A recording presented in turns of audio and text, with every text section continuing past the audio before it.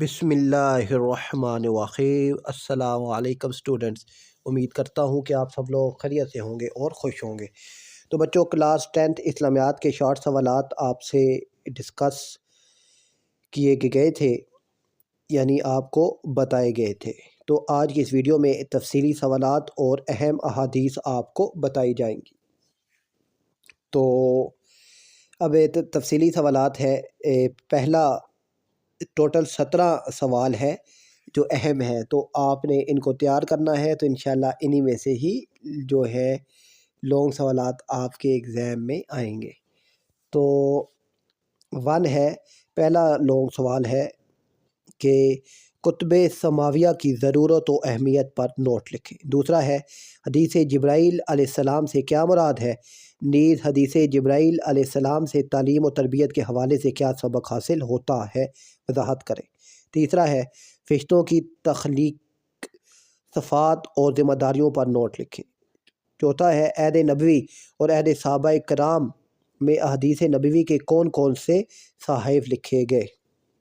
पाँचवा है, मनासिक हज की तफसील दें और बताएं हज मुसलमानों की एक आलमगीर बरादरी बनने में कैसे मदद करता है। 6 है, ज़कात व उशर के निसाब और मुसारफ पर मुफस्सल नोट लिखें। 7 है, अकीदा आखिरत में मीज़ान और पुलसरात पर मुकम्मल ईमान लाने के तकाज़ों की वजाहत करें। 8वां है, ग़ज़वा तबूक पे मुसलमानों की तैयारियों का जायज़ा पेश करें। 9 है, हिजरतुल विदा का पस मंज़र बयान करें। नीज़ हमें इससे क्या सबक मिलता है? 10वां है, आप सल्लल्लाहु अलैहि वसल्लम के अज़वाज मुतहरात के साथ हुस्न सलूक पर नोट लिखें।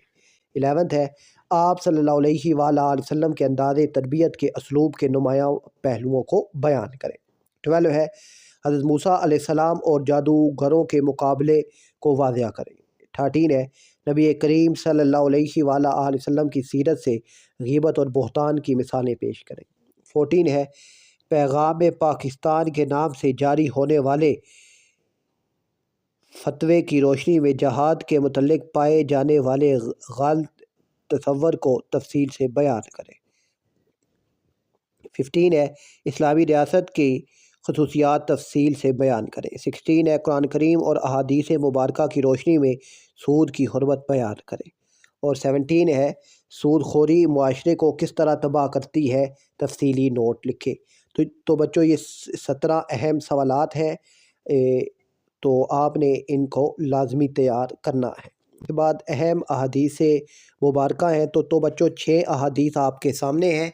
तो आपने ये 6 हदीस लाजमी तौर पर तैयार करनी है। इंशाल्लाह आपका पेपर अच्छा हो जाएगा। अपना ख्याल रखिएगा। अल्लाह हाफ़िज़।